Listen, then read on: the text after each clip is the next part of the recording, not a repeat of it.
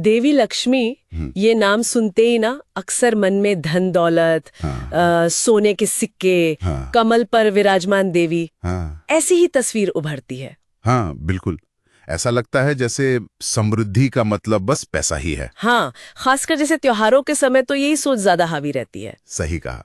लेकिन देखिए, आज हम जिस लेख पर बात कर रहे हैं वो इस सोच को थोड़ी चुनौती देता है। अच्छा। हाँ, वो लेख बताता है कि लक्ष्मी जी का अर्थ इससे कहीं ज्यादा गहरा है, बहुत व्यापक है। ये तो दिलचस्प बात है।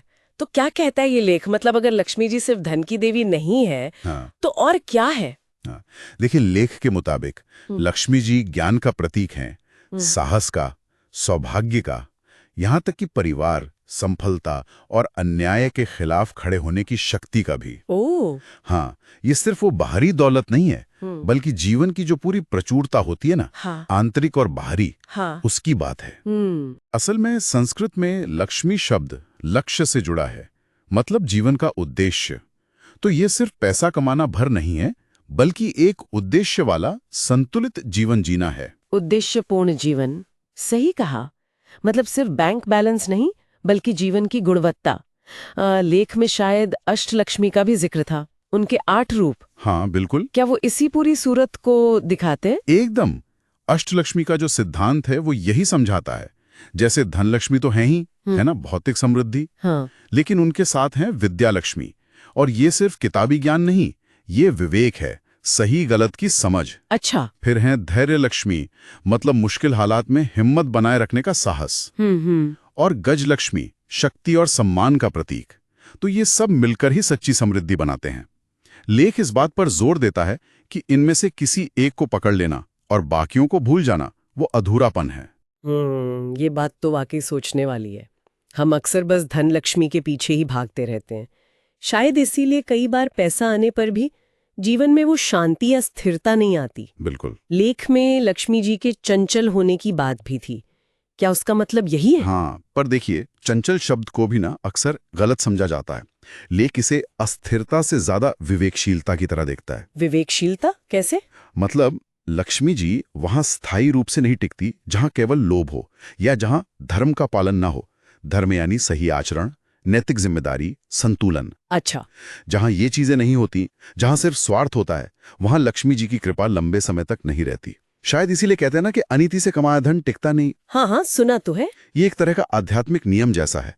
प्रचुरता वही पनपती है जहां उदारता हो, नैतिकता हो, संतुलन हो। और शायद इसी संतुलन के महत्व के कारण ही लक्ष्मी जी को हमेशा भगवान विष्णु के साथ दिखाया जाता है। एकदम सही पकड़ा आपने। विष्णु जी जो संतुलन और व्यवस्था के प्रतीक माने जाते हैं। बिल्कुल, ये जुड़ाव बहुत गहरा है।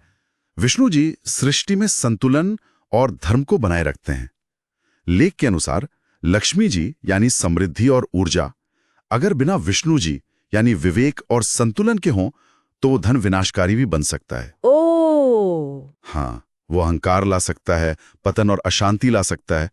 इतिहास में और हमारे आसपास भी ऐसे उदाहरण दिखते हैं ना। हाँ, दिखते तो है। तो विष्णु और लक्ष्मी का साथ यही दिखाता है कि सच्ची और स्थायी समृद्धि वही है जहां धन के साथ विवेक हो, नैतिकता हो, जिम्मेदारी हो। लेकिन आजकल समाज में देखें तो लगता है लक्ष्मी का मतलब सिर्फ पैसा ही बनकर रह गया है। हम दिवाली पर खूब दिए जलाते हैं, पूजा करते हैं, महंगी चीजें खरीदते हैं, पर क्या हम उनके गहरे अर्थ जैसे ज्ञान, साहस, संतुलन को याद रखते हैं? ये एक बहुत बड़ी चुनौती है। सही कहा आपने। लेख भी इसी आधुनिक गलत फहमी पर चिंता जताता है। पूजा पाठ अक्सर बस एक रस्म बन के रह जाते हैं और उनका जो असली आध्यात्मिक सार है वो कहीं खो जाता है। लोग बस जल्दी से अमीर बनना चाहते हैं, बिना मेहनत, बिना धैर्य, बिना नैतिक मूल्यों की परवाह किए। हम अक्सर धन मांगते हैं, पर शायद ही कभी विवेक मांगते हों या साहस या मन की शांति मांगते हों, जो लक्ष्मी जी के ही दूसरे रूप हैं। तो फिर अगर कोई लक्ष्मी जी का सच्चा आशीर्वाद पाना चाहता है, मतलब एक पूरी समृद्धि के रूप में, न कि सिर्फ पैसों के ढेर के रूप में, तो उसे क्या करना चाहिए? लेख क्या सुझाव देता है इस बारे में? हाँ, लेख कुछ व्यवहारिक और आध्यात्मिक रास्ते सुझाता है। पहला, ज्ञान अर्जित करना सीखना, समझना, अपना विवेक बढ़ाना। ये हुई विद्या लक्ष्मी। ठीक है। दूसरा, उदार बनना, अपनी क्षमता के अनुसार दान करना, दूसरों की मदद करना, कहते भी हैं देने से बढ़ता है। हाँ बिल्कुल। तीसरा, अपने भौतिक और आध्यात्मिक लक्ष्यों में एक संतुलन साधना। चौथा, धर्म के मार्ग पर चलना, यानी अपने कामों में नैतिकता बनाए रखना। और पांचवा, स्त्री शक्ति का सम्मान करना, क्योंकि लक्ष्मी जी स्वयं स्त्रीत्व का प्रतीक हैं। ये सिर्फ पूजा पाठ की बातें नहीं है, ये असल में जीवन जीने के तरीके हैं। तो मतलब सार ये है कि देवी लक्ष्मी सिर्फ हमारे बैंक खाते या तिजोरी की देवी नहीं है। नहीं, बिल्कुल नहीं। बल्कि वो जीवन की पूरी सफलता, संतुलन, ज्ञान और आंतरिक शांति की देवी है। एकदम। और जो सिर्फ पैसे के पीछे भागते हैं, उन्हें शायद अस्थायी दौलत मिल भी जाए, पर स्थायी सुख और संतोष मिलना मुश्किल है। सत्य वचन। असली समृद्धि तो लक्ष्मी जी के सभी 8 रूपों को अपने जीवन में उतारने से आती है।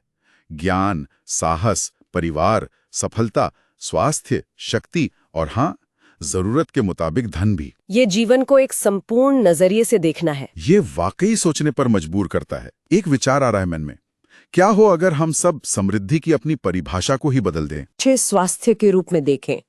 इस बदली हुई सोच से हमारे जीवन के लक्ष्य और शायद हमारे जीने का तरीका कितना अलग हो सकता है ना?